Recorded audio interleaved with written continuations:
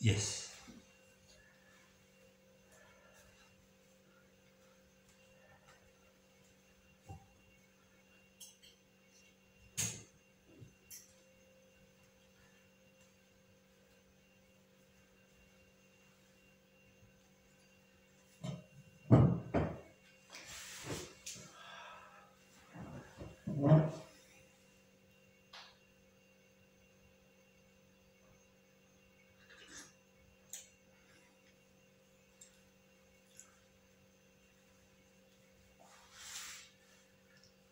Aroha Tampolori.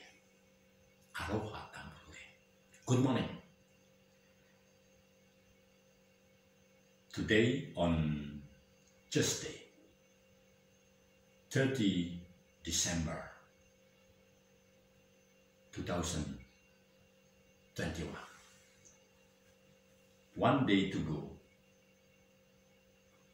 We are going to have the new year 2021-22. This is my first product. Aroha Tampolori first product, the first in this day, Tuesday 30. One day to leading 2021. Audience, we are going to give comprehensive, believable, and everything news harmony from Jakarta, from Bandung.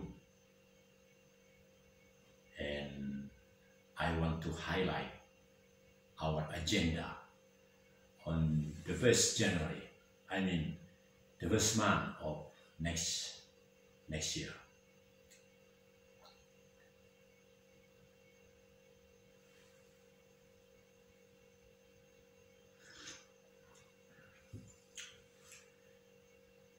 Regarding AFF Suzuki Cup, whatever the score of Indonesia and Thailand, it doesn't make anything because we are a winner. Kita lebih dari pemenang. Artinya, apapun skor yang didapat di pertandingan tadi malam, sampai awalnya 0-1 untuk Indonesia sampai menit ke-57 0-3. Kami tidak tahu hasil akhir, tapi bagi kami, bagi Aroha Tampolori, berapapun skornya, tetap dengan mematuhi segala peraturan, segala law dalam melaksanakan pertandingan yang mulia, kita adalah tetap sebagai pemenang. Karena ada dasar-dasarnya yang kokoh. The Bible said that kamu lebih dari pemenang. Kita adalah umat pemenang. Jadi cara seorang pemenang berhadapan dengan interaksi di dalam pertandingan tentu sangat berbeda. Etikanya, budayanya. Nah, perjalanan kita di tahun 2022 juga demikian. Kita bisa melihat di portal resmi G20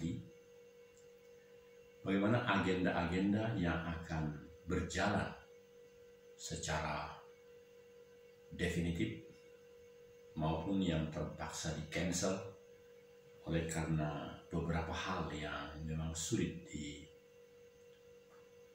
dihadapi. Dan di dalam seluruh masalah yang silih berganti, bahkan masalah yang bertubi-tubi,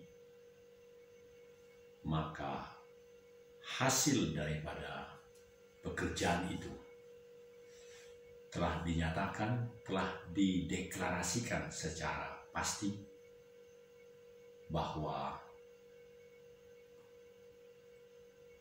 respon dari Tuhan Bapa Yahweh akan juga lebih daripada itu. Karena Dia yang segalanya menentukan. Dan jika kita di pihak Tuhan, siapakah lagi yang bisa melakukan suatu penghancuran terhadap sistem yang kita punya? Tidak ada lagi. Ini ketetapannya. If God be with you, there is no at all yang bisa menyentuh atau mempengaruhi untuk menuju kekalahan, kehancuran dari pihak kita. Jadi Tuhan sengaja memang memihak kepada kita karena kita adalah umat pilihan.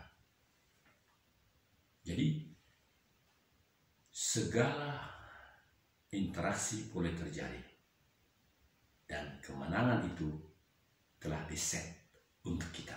Ini poinnya, saudara.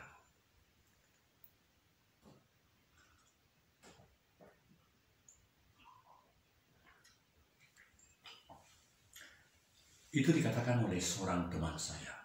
Dia adalah pembina juga bagi PSSI. Rumahnya dekat sini. Dia katakan karakter pemenang. Karakter pemenang karena dia ahli di bidang psikologi, memang demikian. Karakter pemenang harus dimiliki oleh setiap resources, setiap human being. Karakter pemenang itulah yang dimiliki oleh manusia di negara-negara maju, sehingga di dalam mekanisme kehidupannya semakin jelas kemajuannya. Artinya ada dua langkah untuk mewujudkan suatu effort, suatu usaha. Apakah itu? Yang pertama adalah bahwa believe, sudah menerima apa yang akan dicapai. Kitab Ibrani berkata begitu. Iman adalah dasar dari segala sesuatu yang akan kita terima. Dan bukti daripada apa yang akan terjadi. Luar biasa, saudara. Jadi, the first step to reach the effort adalah telah menerima bukti bahwa kita telah menerima apa yang kita minta. Hal ini tidak rasional. Hal ini irasional. Karena dalam kehidupan manusia biasanya adalah lakukan dulu prosedur, kemudian ada bukti otentik bahwa kita berhasil. Dan di dalam pendekatan iman ini, saudaraku, justru berbeda. Ibrani ayat-ayat itu mengatakan iman adalah dasar dari segala sesuatu yang akan kita terima. Dasarnya apakah? Sebuah bangunan tentu dasarnya adalah segala rumah awal. Nanti baru finishing touch-nya. Jadi segala sesuatu yang ada di kintal itu yang sudah kita terima. Dasar dari segala sesuatu yang kita terima. Dan bukti daripada apa yang akan terjadi. Jadi buktinya sudah kita terima. Apakah buktinya? Tentu buktinya ada sertifikat hak milik yang kita terima kalau itu transaksi sebuah kintal sebuah lahan yang akan kita jadikan tempat usaha. Jadi buktinya itu, akte jual beli, bahkan kita sudah menerima sertifikat milik atas nama kita. Dan baru kemudian nanti langkah kedua, benar-benar barang itu memang kita miliki dan kita kerjakan untuk membangun daerah itu. Ini saudara, pengertian ini sangat langka. Saya pernah dengar bahwa kitab suci ini sangat rasional, sangat masuk akal. Segala pengetahuan ada di sini, begitu katanya. Tapi bagaimana cara untuk memahami antara kenyataan dengan iman? Bagaimana mewujudkan iman itu dalam kenyataan? Ini saudara. Karena itu, di dalam produk yang pertama hari ini 30 Desember 2021, one day before finishing tahun pandemi ini, pikiran kita adalah pertama, telah menerima dasar, dasarnya sudah kita terima. Ada lagi penjelasan bahwa doa adalah more than 50% of our successful. Kita berdoa bahwa telah melebihi 50% dari hasil yang akan kita dapatkan. Jadi tinggal kurang dari 50%, langkah kedua. Saya teringat saudaraku di analisis penyimpanan kuota atau analisis di dalam HP kita, itu rata-rata orang-orang milenial, orang tua di Indonesia hanya kurang dari 5% di file, lalu kemudian kalau diperiksa analisis penyimpanan kurang dari 5%. Tapi banyak orang, para YouTuber dan lain-lain, di filenya itu justru 50%. Dia pandai membuat sedemikian rupa di dalam sistem penyimpanan HP itu ada 50%. Bagaimana cara? Sama sekali tidak ada semacam penambahan penyimpanan. Tidak ada cadangan di dalam sampah, tidak ada. Jadi ringan. 50% dari kapasitas HP itu boleh mendorong semua video apapun yang perlu mengantar waktu uploading ataupun downloading. Sebab kalau kapasitasnya tidak ada, aplikasi yang masuk, berita yang masuk di WA atau dimanapun, itu sukar langsung menjadi yang literate, yang bisa dibaca, bisa dibuka. Kalau tidak punya kapasitas 50%, kalau hanya kurang dari 5%, itu akan mutar-mutar saja dia. Saudara, proses HP ini sangat mudah menjelaskan bagaimana suksesful kita.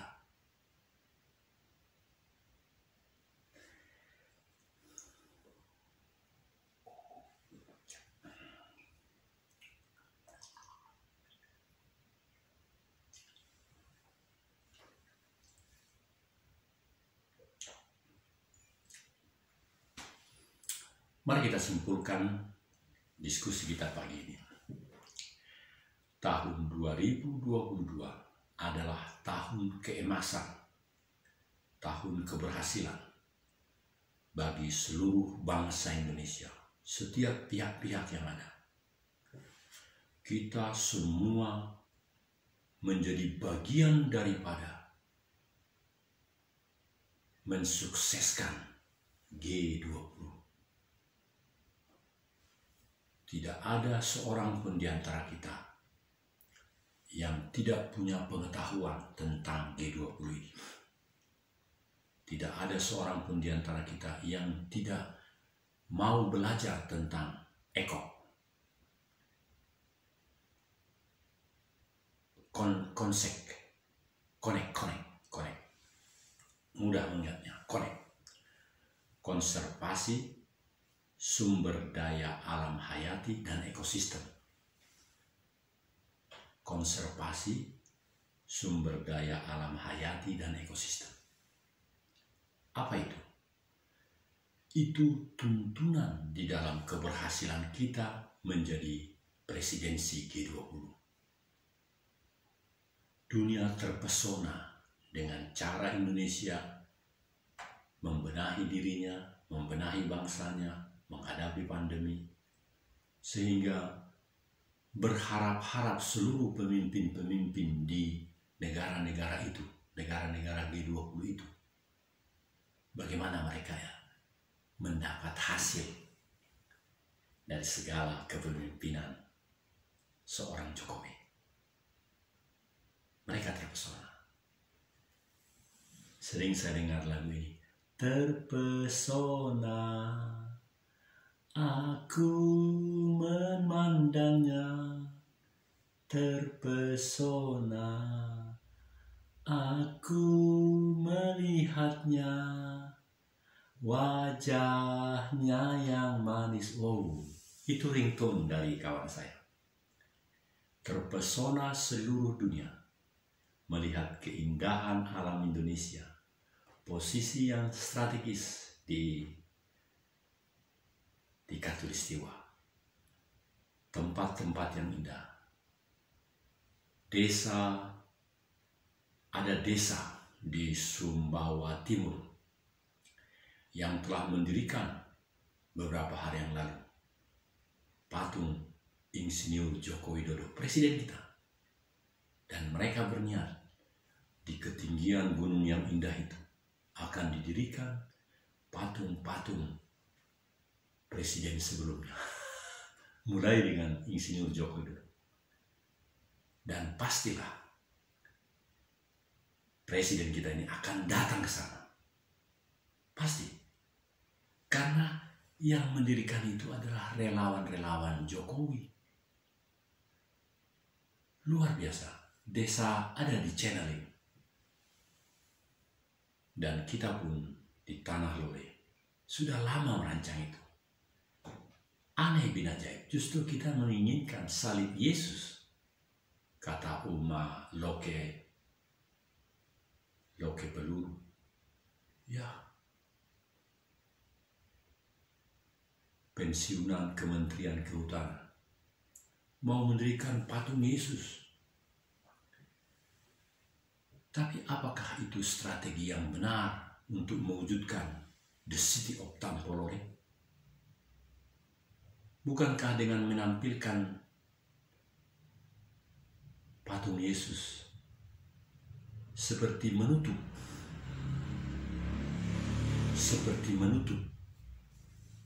pola-pola iman yang lain di negeri ini? Padahal sejak awal sudah dikatakan, hanya satu-satunya kebenaran yang tak terbantahkan, Bhinneka Tunggal Ika Tanhana Dharma Mangrove. Jangan hanya Bhinneka Tunggal Ika seperti yang tertulis di kaki burung Garuda itu. Bukan. Ada sesanti yang melengkapinya. Tanhana Dharma Mangrove. Jadi hanya satu yang menjadi acuan seluruh komponen.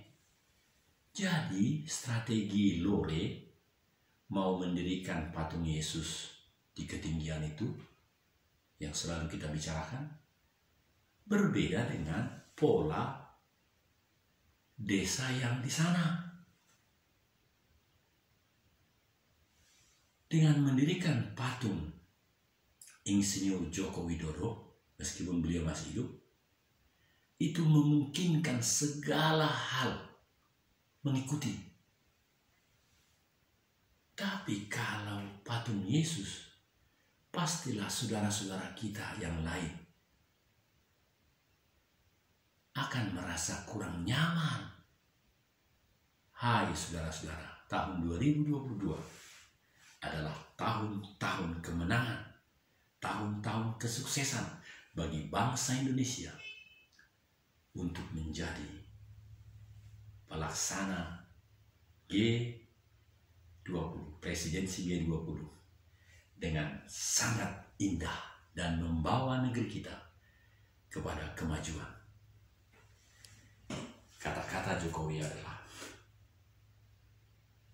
presidensi G20 adalah kehormatan bangsa Indonesia oleh karena kepercayaan dunia.